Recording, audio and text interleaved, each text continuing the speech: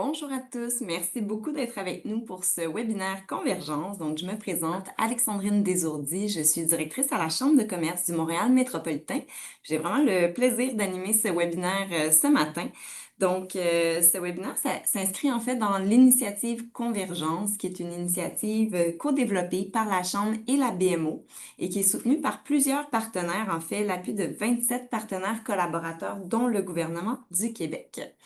Convergence, ça vise à accélérer les démarches des entreprises pour leur transition verte et ça nous permet donc à travers cette initiative-là de vous offrir différents types de contenus, de formations, de ressources pour justement faire avancer vos démarches.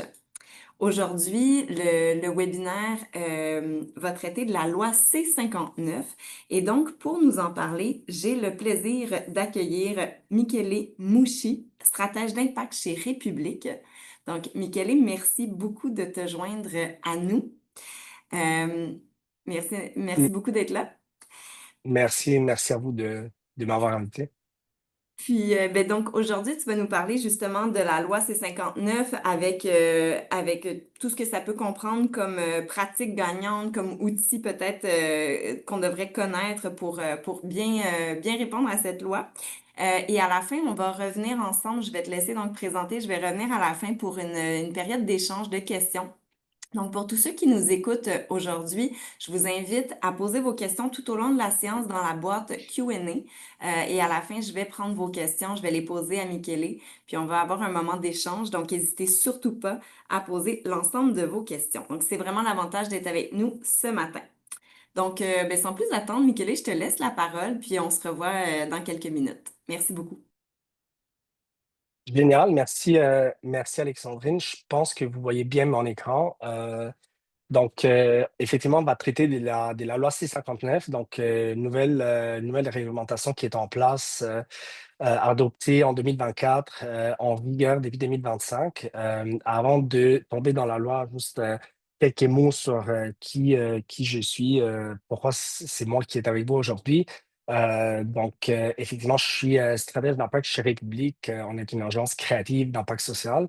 Personnellement, j'ai cumulé une dizaine d'années en consultation auprès de la moyenne et grande entreprise entre la France, le Québec, l'Italie. Je me trouve d'ailleurs présentement en Italie, d'où mon beau fond d'écran généré avec l'intelligence artificielle. J'ai aussi complété tout récemment un MBA à HEC de Montréal et j'ai les privilèges de donner des conférences puis d'intervenir dans des cours, notamment en marketing responsable. Je parle beaucoup de éco-blanchiment, de ce qui est marketing social, sobriété commerciale, etc.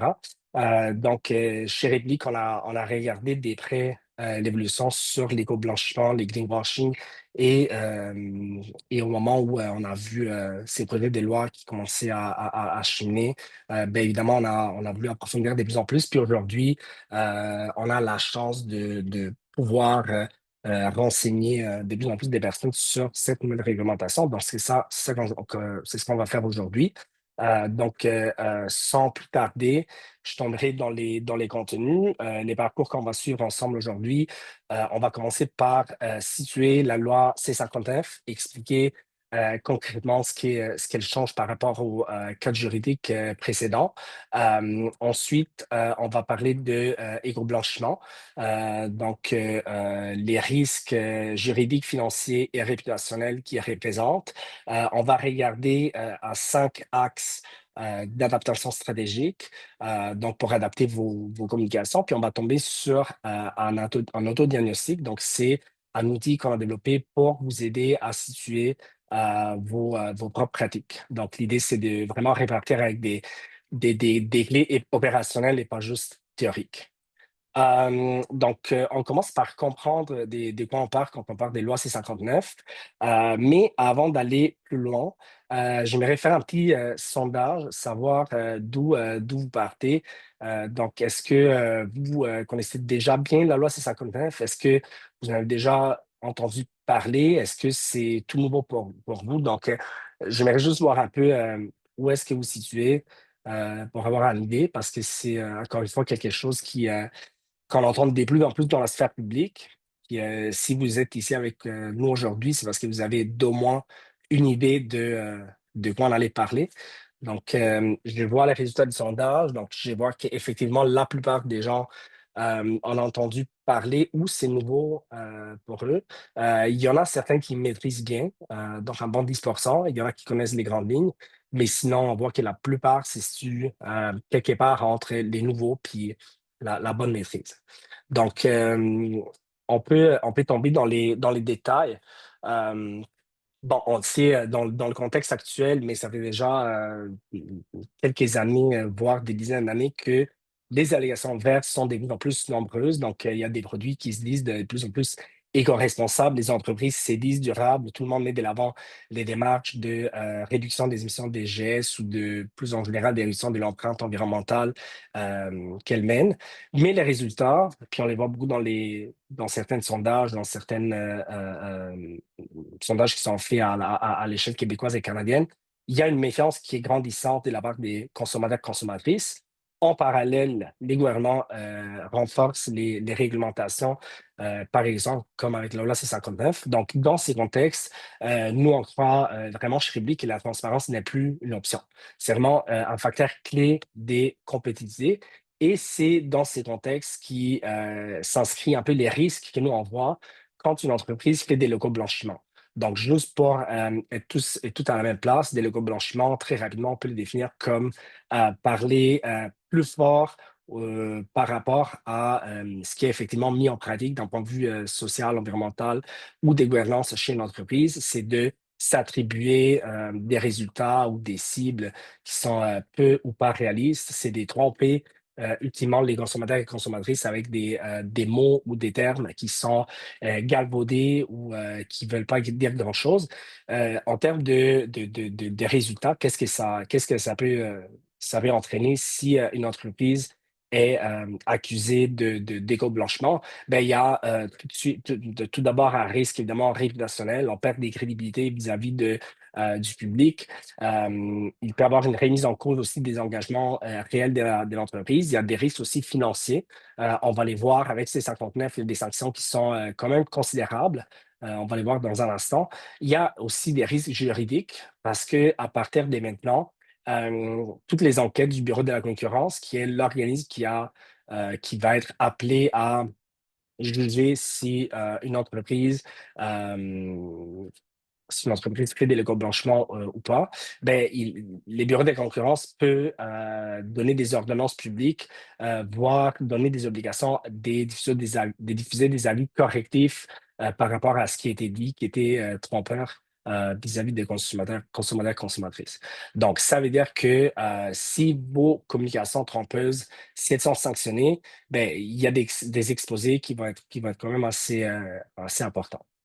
Euh, Éco-blanchiment, ben, comme on le disait tantôt, qu'est-ce qu'on veut dire par ça? C'est pas forcément comme un mensonge direct. Tu sais, on se rappelle tous et toutes du cas des Volkswagen il y a quelques années qui mentaient carrément sur ces émissions. Mais souvent, quand on est dans l'éco-blanchiment, on est dans quelque chose d'un peu plus nuancé. Ça peut être une exagération, ça peut être un mot qui est trop vague, ça peut être une mise en scène une couleur ou un mot qui crée une impression trompeuse et qui vise justement à faire croire que les produits ou les services ou la démarche de l'entreprise est plus verte ou socialement responsable qu'elle ne l'est en réalité. Donc, par exemple, le dire éco-responsable sans définir en quoi ou utiliser un terme comme 100% naturel sans prouver, ben, on tombe un peu dans cette catégorie d'égo-blanchiment. Et ici, il y a une notion qui est très importante à retenir, qui est la notion d'impression générale. Donc, les autorités ne vont pas se limiter à analyser l'analyse littérale du texte, mais ils vont évaluer vraiment l'effet global sur un consommateur ou une consommatrice moyenne. Donc, c'est pas suffisant d'émettre une astérisque en bas de page. Si on a un grand titre ou un visuel qui envoie un message trop ambitieux ou trompeur, ben, vous êtes à risque. Donc, pensez notamment quand vous allez faire des courses et que vous voyez plein de produits qui affichent la couleur verte ou qui affichent des petits logos, il y a la planète ou il y a un petit symbole de recyclage, ben ça pourrait être considéré comme des logos blanchiment s'il n'y a pas des preuves à l'appui. Donc, La loi C-59 vient justement sanctionner tout cela. Juste pour être clair, c'est pas quelque chose de nouveau. Il y avait déjà des sanctions contre des entreprises qui faisaient des locaux blanchiment. Ici, on a ce qui change, on va le voir à la slide d'après, c'est vraiment ce qu'on appelle l'inversion du fardeau de la preuve. Mais juste avant de tomber dans tout ça, rappeler que l'objectif de la loi C-59 est vraiment double. Donc, d'un côté, il y a l'objectif de protéger les consommateurs et consommatrices contre les fausses promesses vertes auxquelles ils pourraient être exposés. Puis de l'autre côté aussi, l'objectif d'assurer une concurrence loyale entre les entreprises. Parce qu'imaginez une société, par exemple, qui décide d'investir des millions de dollars dans la réduction réelle de son empreinte carbone, alors qu'il y a une autre entreprise à côté qui se contente de s'auto-proclamer durable sans preuve, ben c'est sûr que ça vient créer comme une distorsion de la concurrence énorme. Ça, c'est pas juste des cas fictifs. Nous, dans notre travail à tous les jours avec les entreprises qu'on côtoie, ben, on les voit souvent, plus souvent qu'on aimerait les voir, des entreprises qui ont un concurrent à côté qui est capable de, encore une fois, parler haut et fort, de mettre de l'avant des caractéristiques du produit qui ne sont pas nécessairement au rendez-vous. Puis ils gagnent un avantage concurrentiel sur les marchés parce qu'aujourd'hui, on est tous et toutes très sensibilisés à ce genre de messages. Donc, la portée de la loi est quand même assez large. Elle s'applique à toutes les allégations environnementales qui sont diffusées publiquement. Donc, pensez à une publicité, à des emballages, pensez à votre site web, pensez également à vos communiqués de presse, pensez également à tout ce qui sont tous vos rapports publics ESG ou vos rapports annuels qui aujourd'hui sont intégrés avec vos rapports de développement durable. C'est-à-dire que chaque mot, chaque chiffre, chaque image, chaque allégation qui touche à l'environnement est maintenant dans les champs de la loi et dans les champs de la surveillance. Puis comme je disais tantôt, aujourd'hui, ce qui change vraiment beaucoup, la grande rupture, si vous voulez, c'est l'inversion du fardeau de la preuve. C'est-à-dire qu'avant, c'était aux autorités, et notamment au Bureau de la concurrence, de démontrer qu'une allégation était trompeuse. Aujourd'hui, c'est l'entreprise qui doit prouver qu'elle vit vrai. C'est-à-dire qu'on ne peut plus improviser une communication marketing puis chercher la preuve après coup. Aujourd'hui, il faut vraiment constituer les dossiers avant la diffusion. Donc, n'importe quelle entreprise, citoyen ou organisation publique ou non gouvernementale pourrait porter plainte auprès du Bureau de la concurrence, même si elle ou il n'a pas un intérêt direct. Donc, n'importe quel citoyen pourrait pointer du doigt une entreprise en disant ben, cette communication-là, moi, je veux que j'ai l'impression que c'est trompeuse envers les consommateurs consommatrices et donc je demande au Bureau de la concurrence d'ouvrir un dossier pour investiguer là-dessus. Donc, l'importance vraiment d'avoir des preuves en amont. Évidemment, ça dépend de l'ampleur de l'allégation. Si on est sur une allégation qui porte sur un produit, sur un service, versus des allégations qui portent sur quelque chose de plus large comme la performance globale de l'entreprise. Mais l'important, c'est vraiment d'avoir des études, des méthodes reconnues qui peuvent venir soutenir comme ce qu'on dit dans l'espace public. Donc, vous comprenez aussi que la loi est en vigueur depuis quelques mois, depuis juin 2025, qu'on est encore au début des vies de cette loi-là. Donc, on ne connaît pas encore les effets exactement. On peut s'attendre à une augmentation du nombre d'entreprises qui vont être investiguées. On peut s'attendre aussi à qu'il y ait des plus grandes entreprises qui sont historiquement regardées de près par certains organismes comme les équitaires de ces membres vont être les premières à être amenées devant les bureaux de la concurrence. On ne sait pas exactement qu'est-ce que ça va donner, mais on peut s'attendre probablement à une augmentation du nombre des cas qui vont être justement investigués par les bureaux de la concurrence parce qu'on vient enlever une barrière, un obstacle par rapport à la capacité de initier une démarche auprès du bureau. D'un point de vue des sanctions, c'est vraiment un sujet assez important qui a fait les bases, aussi en raison de l'importance des sanctions. Il y a quand même une petite nuance à apporter.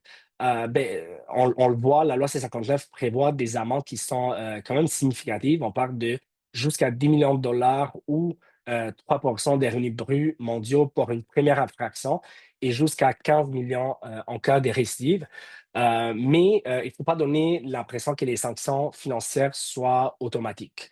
C'est-à-dire que la loi prévoit différents types d'ordonnances. Donc, les tribunaux disposent d'une marge de manœuvre quand même assez large. Par exemple, les tribunaux peuvent ordonner à une entreprise de cesser les pratiques d'éco-blanchiment ou de, comme disait tantôt, de diffuser un avis correctif. Donc, si l'entreprise démontre qu'elle répond à ces demandes du tribunal, elle ne va pas tomber dans les sanctions, surtout si elle peut prouver qu'elle agit avec ce qu'on appelle de la diligence raisonnable. C'est-à-dire qu'elle a pris toutes les mesures nécessaires pour assurer la véracité de ces déclarations. Mais dans ce cas-ci, le tribunal ne va pas imposer des sanctions pécuniaires ni l'obliger à publier un avis de correction. Encore une fois, ça souligne vraiment l'importance de documenter ces preuves puis d'intégrer de la diligence dans tous vos processus internes, parce que si vous êtes capable de démontrer que vous avez pris toutes les précautions nécessaires pour éviter les pires des scénarios, ça peut éviter les pires des scénarios financiers, ça peut se limiter à une obligation de corriger ces messages. Donc, les messages vraiment importants pour moi ici, c'est que les sanctions financières pécuniaires ne sont pas automatiques, mais on peut se rendre jusqu'à ici si une entreprise est dans la récidive. Euh, je voulais vous montrer aussi un peu quelques exemples d'allégations. Donc, juste pour tomber un peu dans les concrets, si on dit simplement produit éco-responsable ou notre entreprise est durable, ben, c'est trop vague. Si on pourrait vraiment tomber dans une enquête, c'est vraiment une porte ouverte à une contestation. En revanche, si on affirme cet emballage contient 80% des cartons recyclés certifiés FSC, ben ici, on est bien. On a une déclaration qui est précise. On sait de quoi on parle. On parle de l'emballage spécifiquement. Si les produits, c'est large. On parle de l'emballage. C'est quantifiable. 80% de quoi? Des cartons recyclés. C'est vérifiable. On a une certification externe FSC. Donc, ça, c'est une bonne allégation. Même chose, si on dit depuis 2019, on a réduit de 50% l'utilisation de plastique vierge dans nos emballages. Encore une fois, on a une baseline. Tu sais, on part depuis 2019, on a une comparaison dans les temps. On a une période, on a une donnée qui est chiffrée. Donc, vous voyez, tous les exemples tu sais, ont tendance à avoir un peu certaines caractéristiques. On définit les quoi, les combien, depuis quand. Donc, pensez toujours à préciser. Quand vous n'êtes pas sûr, demandez-vous si l'allégation que vous avez est trop vague ou pourrait induire en erreur un consommateur, une consommatrice qui n'a pas les mêmes niveaux de compréhension que l'entreprise. Euh, on définit, nous, ce qu'on pense, c'est que C59 change vraiment les règles du jeu. Puis, il ne faut pas avoir peur de cette réglementation parce que elle s'inscrit dans un contexte, encore une fois, où les allégations vertes sont nombreuses. Et donc, ça ne doit pas être perçu comme une contrainte, mais comme une opportunité. On ne va pas arrêter de communiquer, on va juste vouloir les faire d'une meilleure façon. Tu sais, des entreprises qui sont capables de communiquer de façon plus précises, avec plus de rigueur, avec plus de transparence, vont pouvoir se démarquer dans un marché qui, encore une fois, est assez saturé d'allégations environnementales. Donc, c'est pour ça que, tu sais, au-delà de comprendre qu'est-ce que c'est la loi, aujourd'hui, je voulais un peu vous montrer comment on est capable de s'adapter à la loi C-59. Ça, c'est une série de réflexes ou d'axes d'adaptation qu'on a développés chez République. Je vous invite d'ailleurs à aller sur notre site web. Vous avez beaucoup d'articles qu'on a écrits là-dessus. Donc, aujourd'hui, en 30 minutes, c'est vraiment difficile de transmettre beaucoup d'informations, mais si vous voulez approfondir, on a des articles, des billets de blog, donc vous pouvez effectivement aller lire un peu plus dans les détails. Donc, je vous propose ici 5 axes d'adaptation. C'est vraiment des pratiques qu'on n'a pas dans la théorie. Mais juste avant de tomber dans les axes d'adaptation, j'aimerais encore une fois vous sonder. puis connaître un peu qu'est-ce que vous avez fait jusqu'à ici. Surtout qu'il y en a certains d'entre vous qui disent connaître la loi quand même assez bien. Donc, je serais curieux de savoir qu'est-ce que vous avez adopté comme euh, pratique dans vos organisations pour vous adapter à la loi C-59. Donc, est-ce qu'il y en a certains d'entre vous qui ont retiré des communications? Est-ce qu'il y en a qui ont continué à communiquer peut-être de façon différente? Est-ce qu'il y en a qui sont allés plus sur la formation des équipes, la formation des gens qui touchent à ces allégations-là? Je serais curieux de voir les résultats. Et je suis vraiment content de voir que l'option des réponses qui gagne plus de votes, c'est la troisième parce que c'est là où nous, on pense il y a plus de travail à faire. Puis, évidemment, réitérer des communications, ça peut être aussi sage si on juge qu'il y a certaines communications qu'on a fait dans les passés qui pourraient ne pas tenir euh, disons, les secrétaires du bureau de la concurrence. Euh, c'est sûr que pour nous, on va pas vouloir arrêter de communiquer. On va peut-être vouloir changer les communications qu'on a fait dans les passés. On va vouloir sûrement continuer à communiquer, mais on veut surtout former les gens à l'interne pour qu'on puisse adopter des nouvelles pratiques qui soient cohérentes avec la loi. Donc, je vous montrais les axes d'adaptation qu'on a identifiés chez République. On en a cinq. On en a cinq. Donc, premier axe, évidemment, former les équipes. Deuxième axe, privilégier la précision. On va voir dans un instant chaque axe, qu'est-ce que ça veut dire. Documenter vos preuves en troisième.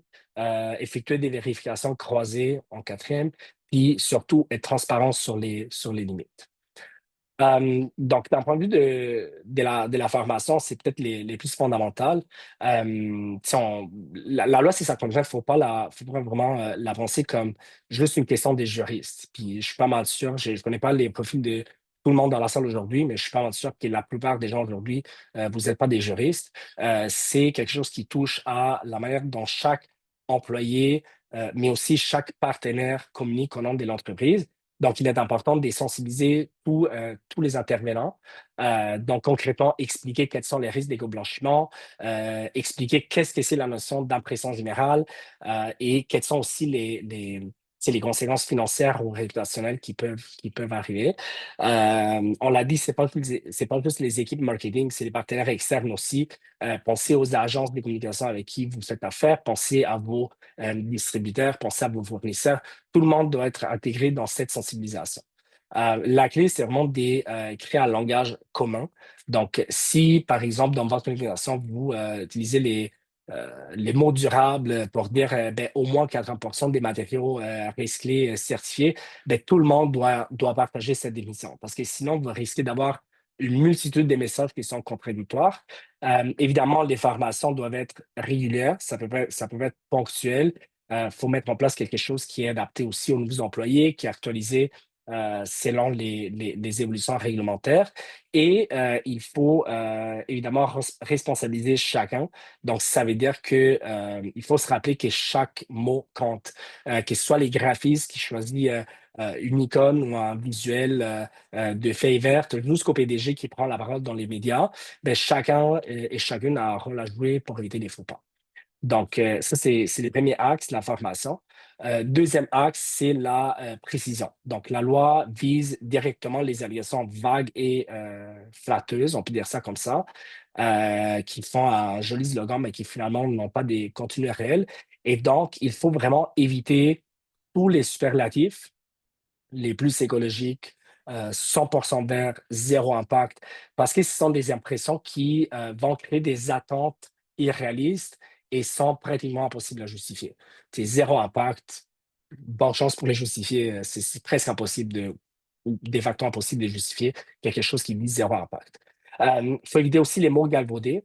C'est des termes comme éco-responsable, durable, vert. Ce sont des mots qui ont été tellement utilisés dans les années qui veulent plus, plus rien dire sans explication. Et ce qu'il faut faire, c'est vraiment de spécifier les périmètres. Un peu comme on disait tantôt, il faut vraiment définir est-ce qu'on parle de l'ensemble de l'entreprise, est-ce qu'on parle d'une gamme des produits, est-ce qu'on parle de l'emballage d'un produit, est-ce qu'on parle d'une une partie de la chaîne des valeurs. Donc, pensez vraiment à spécifier votre allégation, à quoi ça se réfère. Parce qu'une affirmation peut être vraie pour quelque chose de très précis, mais elle peut être trompeuse si elle laisse entendre que ça s'applique à tout. Et finalement, il faut toujours associer la donnée. Qu'est-ce qu'on veut dire par ça? C'est-à-dire qu'une allégation qui n'a pas des chiffres à côté, qui n'a pas de période de référence, qui n'a pas de source, qui n'a pas tout ça, ben c'est une allégation qui est au risque. Donc, encore une fois, si on dit réduction de nos émissions, par exemple, c'est très vague. C'est quand on parle d'émissions, on sait aujourd'hui qu'on parle d'émissions des scopes 1, 2, 3. Desquels scopes on parle? Est-ce qu'on parle de réduction par rapport à quoi? Par rapport à l'année passée, par rapport au début de la vie de l'entreprise, etc. Donc, il faut vraiment essayer de spécifier les plus possible. Par exemple, au lieu de dire ben, réduction de nos émissions, on pourrait dire réduction de 40% de nos émissions directes, donc des émissions de scope 1, depuis 2020. Les tout vérifiés par un audit indépendant. Ça devient crédible. Ça, c'est défendable. Ça, c'est à l'abri des contestations. Troisième axe, documenter. Donc, on l'a vu avec l'inversion du fardeau de la preuve, c'est plus à vous, ben, c'est à vous de chercher les justificatifs, mais pas après coup. Il faut que vous avez les preuves, les justificatifs avant, dès le départ. Donc, tout ça demande de mettre en place des processus à l'interne pour centraliser vos documents. Tu sais, il y a beaucoup d'entreprises qui ont des épreuves qui sont éparpillées. Il y a un rapport d'audit qui est quelque part, une certification qui est ailleurs. Donc, essayez vraiment de centraliser tous vos documents. Créer un système d'archivage. Ça, c'est très important. Tu sais. Soyez capable d'avoir un système où tout le monde est capable d'aller placer les documents, les preuves, tout ce qui est nécessaire. Euh, Par exemple, par type d'allégation, ça peut être sur les emballages, sur les émissions, sur les matières premières, etc. Pensez aussi à standardiser vos processus. Tu sais, à chaque fois que vous diffusez, faites une diffusion publique, ben, assurez d'avoir comme une espèce de petite case à cocher. Est-ce que la preuve est disponible? Est-ce que la preuve est vérifiée? Est-ce que la preuve est archivée? Donc, si vous avez cette standardisation des processus, vous allez éviter de oublier quelque chose ou d'improviser. Autre point, c'est de anticiper la demande. Tu sais, comme on l'a dit, les bureaux de la concurrence peuvent vous demander des preuves à tout moment. Donc, plus vous êtes prêt, plus vous démontrez votre diligence raisonnable. On revient au concept des diligences raisonnables dont on parlait tantôt. Et finalement, encore une fois, responsabiliser chacun parce que chaque équipe, si vous avez une grande organisation avec plusieurs équipes, ben, chaque équipe doit être consciente que quand on avance avec une organisation, ben, il faut fournir la preuve correspondante. Donc, il s'agit vraiment d'instaurer on peut appeler ça une discipline collective qui finit par protéger toute l'organisation. Quatrième axe, c'est ce qu'on appelle de la vérification croisée. Ici, un des premiers points, c'était vraiment d'écrire un comité transversal. C'est essayer d'avoir au minimum autour de la table les marketing, les développements durables et les juridiques, parce que chaque allégation sensible doit passer par cette mini-comité avant des diffusions. C'est important d'avoir vraiment les regards de ces trois départements-là. L'importance aussi de valider chaque campagne avant diffusion. Encore une fois, les comités peuvent avoir un vrai pouvoir de décision là-dessus. S'ils identifient un risque, ils vont pouvoir dire non. Parfois, il est aussi pertinent de recourir à un audit externe, surtout pour les communications majeures ou les engagements d'entreprise à long terme. Ça peut apporter vraiment un regard indépendant et crédibilise encore davantage votre démarche. Euh, et dernier axe. Ah, excusez, j'ai un petit, mon amour, excuse-moi. Ici. Je comprends. Je vais juste terminer mon appel, je viens voir, OK? Merci.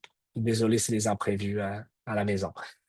Cinquième axe, la transparence sur les limites.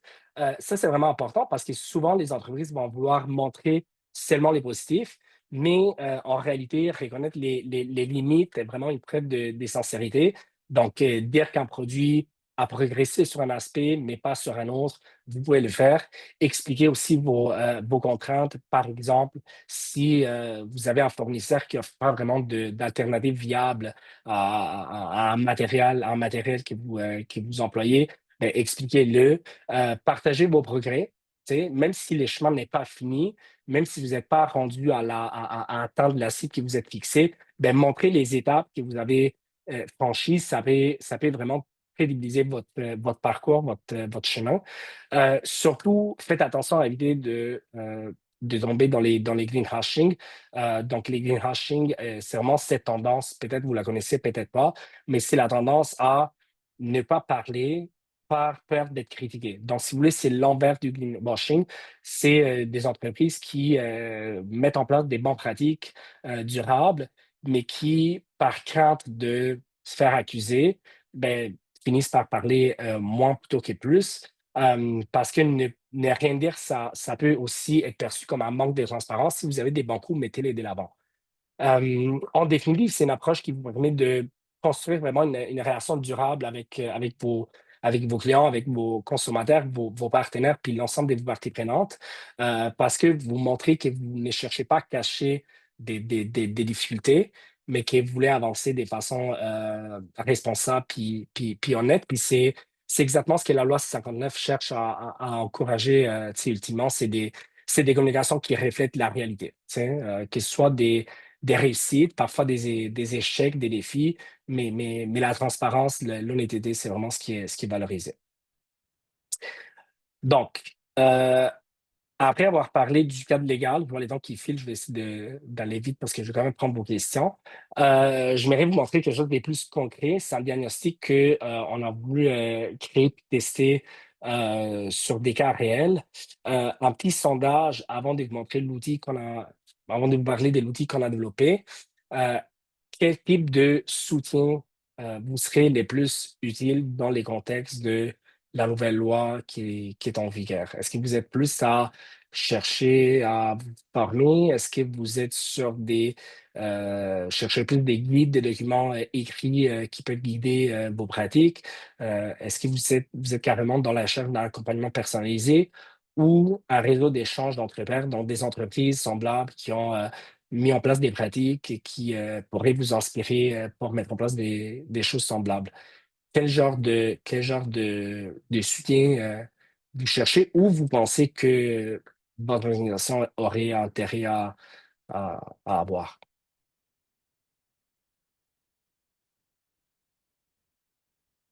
Des guides, des documents pratiques, ben c'est clairement la réponse qui fait le plus de consensus. Donc, effectivement, il y a des plus en plus d'entreprises, même les bureaux de la concurrence, je dirais, qui a publié comme quelques documents assez intéressants qui viennent expliciter, expliquer dans les détails comment naviguer dans la loi.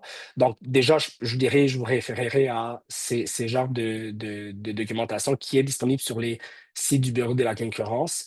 Un réseau d'échange entre pairs aussi, c'est effectivement très intéressant. La loi est nouvelle. Tu sais, les entreprises commencent à mettre en place des choses, mais qui sait, on pourrait effectivement ça pourrait être intéressant de mettre en place quelque chose pour guider d'au moins les premières entreprises qui mettent en place des choses. Avant de vous laisser, je voulais parler de cet outil qu'on a développé chez République. On a développé un outil des diagnostics qui est powered by l'AI, je ne trouve pas les mots en français, mais qui utilise l'intelligence artificielle pour analyser les allégations environnementales des organisations. Donc, on l'a testé sur une centaine d'allégations environnementales, des slogans, des descriptifs de produits, des messages d'entreprise. Bref, un échantillon représentatif de ce que les consommateurs voient à tous les jours. Puis l'objectif, c'est vraiment pas de pointer du doigt, mais c'est vraiment de comprendre est-ce que ces allégations-là passeraient les tests de précision et de la preuve. Puis les résultats sont quand même assez sans appel. On a constaté que plus que 80% des allégations analysées comportaient un risque de non-conformité. Alors ici, on n'est pas à dire que toutes ces entreprises-là, toutes ces allégations-là n'auraient pas passé ou auraient été sanctionnées automatiquement, mais on voyait qu'il y avait parfois certaines imprécisions, parfois il y avait pas assez des détails, comme on l'a vu tantôt, on ne spécifiait pas les périmètres, les mots utilisés n'étaient pas les bonnes. Donc, ça ne veut pas non plus dire que les entreprises agissaient de mauvaise foi, Souvent, ce sont des petits mots, tu sais, comme on a vu tantôt, des superlatifs, un périmètre qui est un peu flou, qui peuvent transformer une bonne intention dans un risque, mais ça reste que les chiffres est quand même assez fort. Donc, on a créé cet outil d'analyse de conformité, comme on vous disait. C'est un nouvel outil qui ne va pas évidemment remplacer l'expertise humaine, mais qui devient quand même un allié précieux, tu sais, pour comme une première analyse pour gagner du temps et détecter les premières failles avant qu'elles deviennent des problèmes. Puis, ce qu'on a décidé de faire avec l'achat. Dans un instant, mon amour, tu dois m'attendre dans les sens, puis je m'en viens. Ce qu'on a décidé de faire avec la Chambre des commerces, on remercie encore pour l'opportunité qu'ils nous ont donnée, c'est de vous offrir un accompagnement pour obtenir un diagnostic gratuit de votre exposition à la loi C-59. Donc, je vous ai mis un petit QR code. Donc, vous pouvez scanner ça avec vos téléphones, puis vous pourrez soumettre votre prénom, nom, courriel et nom de l'organisation. Il va y avoir une extraction, puis il va y avoir trois entreprises qui vont gagner justement un diagnostic gratuit avec cet outil qu'on a développé et qu'on commence à utiliser avec nos clients. Donc, je vous laisserai regarder ça. C'est vraiment un premier aperçu de vos risques. Ça ne peut pas remplacer évidemment une analyse en profondeur. Ce n'est pas non plus un avis juridique, ça on tient vraiment là à l'expliquer. Mais si vous êtes intéressé à avoir un premier diagnostic de vos allégations d'organisation, ben, je vous laisse vous inscrire et puis si vous gagnez, on communiquera avec vous. Donc, pour terminer, je vais revenir sur les QR codes dans un instant si vous l'avez pas vu. Mais juste pour terminer, en résumé, un dernier mot avant de prendre vos questions. La loi 659, plus qu'une simple obligation, c'est vraiment un levier stratégique. Nous, on les perçoit comme ça. Ce n'est pas vraiment une menace, mais c'est plus une opportunité pour renforcer votre crédibilité auprès de votre clientèle, vos partenaires, vos parties prenantes, et inspirer la confiance dans un contexte où, on l'a vu, les consommateurs et consommatrices sont de plus en plus méfiants face aux promesses vertes ou responsables des organisations. Puis surtout, ça permet à votre démarche de se démarquer, ou à votre organisation de se démarquer dans un marché qui est saturé d'allégations environnementales, où on parle beaucoup de durabilité, mais où il y a peu d'entreprises qui sont capables de les prouver. Donc, ça, c'était un peu mon mot de la fin. J'ai un peu dépassé les temps que j'avais, mais je prendrai vos questions et merci encore de votre attention. Merci énormément, Michele, pour cette présentation. Puis merci de la générosité de République d'offrir ce diagnostic-là à des entreprises participantes aujourd'hui. Je pense que ça va susciter beaucoup d'intérêt là, sur les participants actuels. Donc, je vais juste pour vous réitérer, si vous voulez poser des questions, je vous invite à les inscrire dans la boîte Q&A qui est au bas de l'écran. C'est à l'endroit où vous allez pouvoir poser vos questions, puis on va prendre donc quelques questions justement. Mais d'abord, je voulais revenir, t'as bien mis en lumière là, comment ça pouvait être un levier justement d'utiliser cette loi en fait comme un levier pour les Mhm. entreprises, parce qu'on peut le voir comme un frein aussi. Puis c'est vrai que dans le contexte actuel qui est très changeant, on sent aussi que il y a certaines entreprises qui peut-être ont moins pas l'envie, mais enfin, ils se sentent moins promptes à communiquer sur leurs efforts. Donc, comment trouver cet équilibre-là pour justement pas tomber dans l'éco-blanchiment, pas faire du greenwashing, mais en même temps rester transparent? Est-ce qu'il y a un mot d'ordre à garder en tête pour nous guider? Ben, c'est une très bonne question. Puis moi, j'ai le goût de répondre que la clé est toujours la transparence. C'est-à-dire que c'est une entreprise. Malheureusement, on a tendance à penser que quand on communique sur notre démarche responsable, on peut communiquer seulement à la fin. Si on veut bien faire les choses, ben, on entend de s'est fixer des engagements, des cibles, des KPI, puis de mettre en place des pratiques, puis d'adopter les pratiques, mesurer les résultats, puis dans 5 ans, on va communiquer là-dessus. Mhm. Moi, ce que je dis, ce que j'encourage les entreprises à faire, c'est de communiquer dès que des engagements sont pris. mais bien spécifié que c'est des engagements. On n'est pas en train de dire qu'on est carboneutre, mais on va dire qu'on s'est fixé un engagement de carboneutralité d'ici 2050 et ça, c'est notre plan pour l'atteindre. On peut communiquer aussi quand on commence à mettre en place des choses et de toute façon, il y a des choses qui vont marcher, il y a des choses qui ne vont pas marcher. Donc, on peut communiquer sur nos réussites, on peut communiquer sur nos échecs. On peut communiquer en disant, ben, c'est ça qu'on a envisagé de faire, puis on s'est rendu compte en cheminant que ce n'était pas la bonne chose à faire. Et donc, voici comment on a enregistré notre démarche. Si vous voulez un exemple, moi, je donne toujours l'exemple du rapport d'impact des républiques qu'on a publié il y a 2 ans. Là, on va publier les prochaines, c'est l'année prochaine. Mais vous allez voir, il y a toute une section qui va expliquer pourquoi certains engagements qu'on n'avait pas pris, on ne les a pas respectés. Puis on les Mhm. dit de façon transparente qu'on avait une mauvaise compréhension de l'enjeu. Mhm. L'exemple classique, c'est l'objectif qu'on avait d'augmenter la diversité auprès de notre force employée. Puis Ouais. jusqu'à temps qu'on se rende compte que ce n'était pas un enjeu d'organisation, mais c'était un enjeu d'industrie. L'industrie du marketing Mhm. est une industrie qui est très peu diversifiée. Et donc là, on s'est rendu compte que les moyens qu'on s'était donnés pour répondre à l'objectif qu'on avait n'étaient pas les bonnes.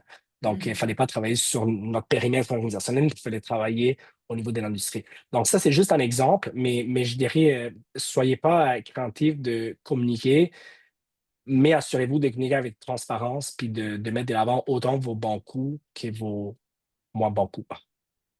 Merci beaucoup. Puis je pense que donc ça devient un mot d'ordre intéressant. Donc la transparence, puis comment on est capable aussi de communiquer des intentions dès le départ. Puis après ça, peut-être même de faire une rétroaction qui est honnête, qui est authentique à travers la démarche qu'on aura menée. J'ai quelques questions du public, donc je me lance. On a Ouais. quelqu'un qui arrive du milieu touristique, qui nous parle de la réalité Mhm. des hôtels, donc qui nous dit, bon, ben c'est difficile pour, par exemple, un hôtel d'être éco-responsable dans son ensemble parce que, il y a plusieurs activités, il y a plusieurs Mhm. paramètres à travers les activités d'un hôtel. Et donc, elle nous témoigne qu'elle a testé à quelques reprises l'IA et ça ne répond pas aux besoins de la loi C-59. Donc, de faire attention à l'utilisation de l'IA. Donc, plutôt faire affaire avec des experts. Puis, ben, je comprends, là, vous avez un tout nouvel outil. République aussi accompagne des entreprises. Est-ce que tu veux nous parler un peu Mhm. comment on navigue à travers ça? Justement, on le sait qu'il faut des fois être prudent avec l'utilisation de l'IA. Est-ce que tu aurais des recommandations à ce niveau-là? Ben, je veux dire, je suis 100% d'accord. Moi, j'utilise l'intelligence artificielle à tous les jours, plusieurs fois par jour. Et je me méfie énormément de l'intelligence artificielle, justement parce que je l'utilise beaucoup, puis je vois vraiment toutes ses limites.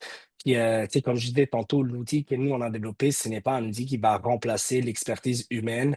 Évidemment, c'est un point de départ. C'est de la même façon que personne, tu sais, ferait une recherche sur Google, puis ouvrirait n'importe quel lien. Tu sais, je veux dire, c'est pas parce que ça apparaît sur les pages de recherche de Google qu'une information est vraie ou véridique. Donc, moi, je dirais que l'IA est toujours un point de départ, jamais d'arrivée. Puis, nous, évidemment, on a beaucoup testé notre outil. Tu sais, ça nous a pris quand même pas mal du temps à développer qui utilise l'IA pour aller analyser les allégations publiques d'une entreprise puis elle permet de les comparer vis-à-vis des exigences de la loi C-59. Puis ça permet d'identifier comme un niveau de risque qui est faible, moyen, élevé. Puis ça permet aussi de identifier comme des pistes d'opportunités d'amélioration. Puis encore une fois, ça veut pas remplacer un conseil, ça doit pas remplacer comme un avis juridique, ça doit pas remplacer l'avis d'un expert, mais ça permet d'avoir quand même assez rapidement, surtout quand on connaît moins bien la loi, tu sais, quand on n'est pas dans les, Avoir dans les des pistes de détails de la loi, quand réflexion. on est des experts, ça permet d'avoir quand même un bon point de départ des diagnostics, mais Mhm. je suis pas mal d'accord avec, avec, Parfait. la, Donc, on avec les points restera qui étaient soulevés. vigilant aux recommandations de l'IA, puis Ouais, on se fiera à des experts juridiques ou même des boîtes comme celle de République qui peuvent peut-être mieux nous guider là, dans cette démarche-là, tout parce à qu'elle est fait. effectivement assez sensible. Je vois le temps qui file. Je te poserai deux dernières questions, Michele. Donc, Mhm, on a une entreprise qui dit qu'il fait du B2B.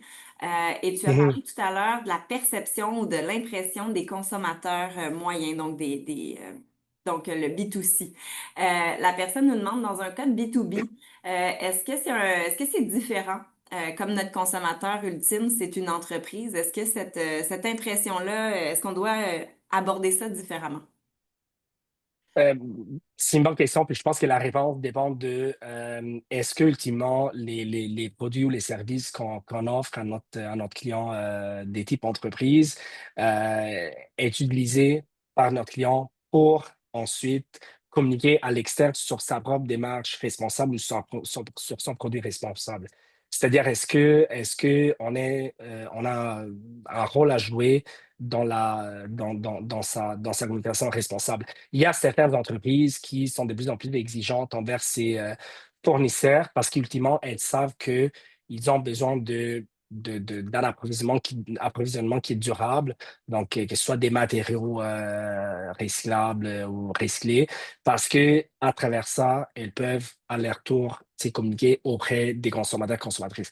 Donc, je dirais ça dépend vraiment de qu'est-ce que votre clientèle exige. Est-ce que dans votre industrie, d'avoir des. Tu sais, je n'ai pas de contexte et je connais pas, je sais pas quel type de produit vous fournissez, mais mettons que vous avez un produit puis un avantage concurrentiel auprès de votre clientèle, ce serait d'avoir un produit qui est euh, plus durable ou qui a moins d'impact sur l'environnement. Ben, tu sais, dans ce cas-ci, c'est sûr qu'il faut quand même faire attention aux allégations que vous mettez de l'avant auprès de votre clientèle parce que votre client pourrait à son tort l'utiliser auprès du grand public. Tout Donc, à fait. quand on disait tantôt sensibiliser l'ensemble de vos partenaires, ben, Mhm. vous êtes un peu dans cette dynamique-là, de faire attention à ne pas dire quelque chose qui pourrait par la suite avoir un retour négatif ou un retombée négatif pour votre client à vous. Tout à fait. Donc, il y a un effet domino qui pourrait être en addition à Exact. quand on communique à un consommateur directement, il y a un effet domino qui peut s'entraîner là, si on s'adresse à un revendeur justement ou quelqu'un qui pourrait lui aussi mal paraître auprès du consommateur. Donc, très intéressant l'idée de cette Exact. chaîne de valeur. Dernière question pour toi, puis je trouve ça important de te parler de comités transversaux. Je Mhm, pense que toutes les démarches de transition des entreprises demandent d'avoir des gens de différentes équipes impliqués. Pas juste la communication puis le marketing, mais aussi des gens qui sont près du produit, qui sont près des clients. mhm, Donc, ça prend plusieurs têtes, puis aussi, il faut que tout le monde se sente aligné avec ce qu'on communique. Donc, puis c'est souvent les gens, peut-être plus dans les opérations même, qui peuvent nous informer de ce qui est justement ce qu'est le produit ou ce qu'est le service. Tu as parlé aussi de la formation. Donc, j'aimerais ça t'entendre sur la mobilisation des équipes. Est-ce que tu aurais un truc à nous donner là, pour s'assurer qu'on engage bien toutes les équipes dans une démarche, puis comment tu l'aborderais pour une mhm. organisation? Est-ce qu'il y aurait une bonne pratique à retenir? C'est une bonne question. Je pense que je dirais la clé dans ces types de démarches, c'est de vraiment valoriser tout le monde. C'est faire sentir que ce n'est pas juste une question de l'équipe exécutive, c'est pas juste une question de marketing, c'est pas juste une question du Chief Legal Officer, mais c'est vraiment quelque chose qui doit venir de toute l'organisation. Donc, chaque personne doit se sentir responsable parce que, comme tu le dis, on ne sait pas d'où va venir la prochaine allégation environnementale. Tu sais, est-ce que c'est les gens au produit qui mettent de l'avant un mauvais KPI? Est-ce que c'est les gens au com qui n'utilisent pas les bons termes? Donc, l'idée de vraiment valoriser chaque personne puis faire comprendre que tout le monde, au final, porte la même démarche, je pense que c'est pas mal la clé. Puis l'importance de former, essayer le plus possible de tu sais, former aussi des mots puis des termes qu'on a l'impression que tout le monde connaît. Tu sais, quand on parle on parle de net zéro, mais est-ce que tout le monde serait vraiment capable de définir c'est quoi les net zéro? Donc aussi un peu une démarche d'humilité, tu sais, reconnaître que parfois on peut penser comprendre parce qu'on est tellement tu sais, submergé de mots, des termes qu'on pense comprendre, mais qui finalement, tu sais, ça vaut la peine de les spécifier, de les détailler. Puis sans parler aussi, ce serait dans une compréhension commune. Je pense que la clé pour mobiliser, ça passe par ça. Merci beaucoup. C'est vraiment, ben, je pense que ça nous donne des bonnes pistes pour engager toutes les parties prenantes dans la démarche, que ce soit nos collègues, nos hauts dirigeants ou bien même des clients, des fournisseurs dans cette réflexion. Le temps a filé, puis on va devoir se laisser sur ça, mais j'invite les gens qui ont encore des questions ou qui auraient envie de poursuivre la réflexion avec toi à vous contacter. Donc, Ouais. on va se dire que ce sera pour une prochaine fois pour poursuivre, mais donc le webinaire d'aujourd'hui va se retrouver dans la boîte à outils de Convergence. Il y a plusieurs autres webinaires qu'on a fait dans les 2 dernières années qui se retrouvent également en rediffusion. Tu as parlé tout à l'heure de documentation du Bureau de la concurrence. On pourra aussi les ajouter à la boîte à outils. Donc, il y a plein de références qui existent. Je sens l'engouement aussi pour les guides pratiques. On a senti qu'il y avait un besoin d'avoir plus de guides pratiques. Donc, la boîte à outils Convergence, c'est un bel endroit pour nous proposer des ressources à ajouter, mais également pour consulter là, ce qui est répertorié. Donc, Michael, ben, sans plus attendre, je te remercie chaleureusement pour l'animation, pour toutes les explications qui rendent cette loi-là plus concrète, plus appliquée. Puis, ben, je vous remercie tous d'avoir été à l'écoute. Merci beaucoup. Merci à vous. Bonne journée.